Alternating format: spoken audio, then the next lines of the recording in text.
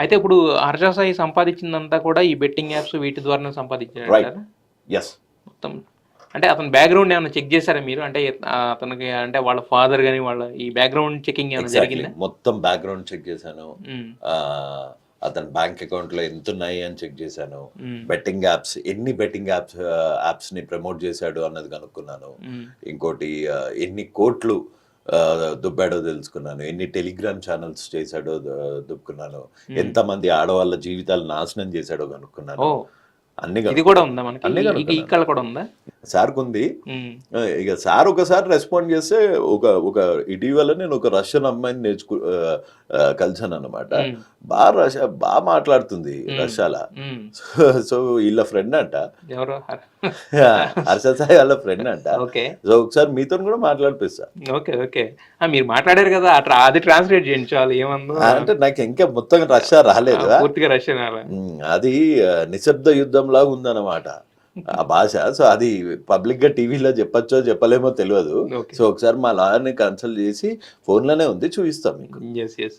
అయితే యాక్చువల్‌గా హర్ష సాయి అనగానే అప్పుడు ఎక్కువ ఇంటర్వ్యూలు గాని, ఇవి గాని కనిపించవు. అతని బ్యాక్‌గ్రౌండ్ ఏం తెలీదు కదా! ఆ! సో మరి మీకు దొరికిన కొద్ది టైంలో ఇంత కూపి ఎలా లాగగలిగారంటే నేననేది? ఎంత కూపి నేను చెప్పా కదా! హ్మ్. 4 ఏళ్ల నుంచి లాగుతున్నా. అదే. అంటే వాళ్ళ బ్యాక్‌గ్రౌండ్ ఏంటి? వాళ్ళ ఫాదర్‌ది, వాళ్ళది బ్యాక్‌గ్రౌండ్ వాళ్ళ ఏంటి? వాళ్ళ ఫాదర్ మీద కూడా కొంచెం కొన్ని కేసెస్ ఉన్నాయి. హ్మ్. అతని పేరు what do you call it as Radhe Krishna కత్ కత్రియా. ఓకే. ఎక్కడుంటారు అసలు? అంటే ఈళ్ళు తెలుగోళ్ళు కాదా బేసిక్? తెలుగోళ్ళు కాదు. ఆ! తెలుగోళ్ళు కాదు. కానీ సెటిల్డ్ ఇన్ తెలుగు. ఓకే. అందుకే అందుకే ఆ లాంగ్వేజ్. ఓకే. రైట్. అంటే కొంచెం బిట్స్ అండ్ పీసెస్ కింద అది వేరే వేరే. బిట్స్ అండ్ పీసెస్ అదేందో కూడా తెలవదు అది.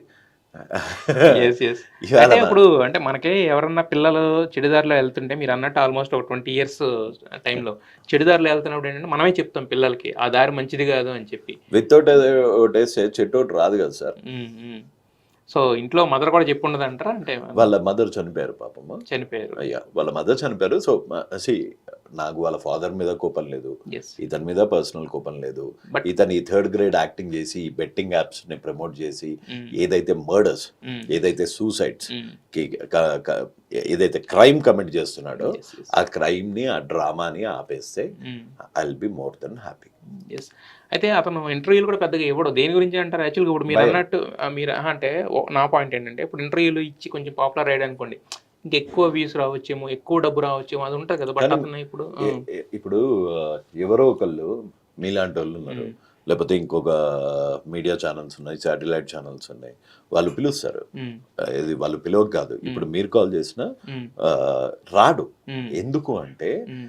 మీకు ఒక ఎడ్యుకేషన్ కావాలి. మీరు ఒక స్క్రిప్టెడ్ ఇంటర్వ్యూ కాకపోతే, హ్మ్. పెయిడ్ ఇంటర్వ్యూ కాకపోతే మీరు ఒక క్వెషన్స్ అడుగుతారు. హ్మ్. నువ్వు అలా డబ్బులు అన్నన్ని డబ్బులు ఇస్తున్నావు. నీ సోర్స్ ఆఫ్ ఇన్‌కమ్ ఏంటి అని అడుగుతారు. ఫస్ట్ క్వెషన్ అదే ఉంటది ఎవరికి.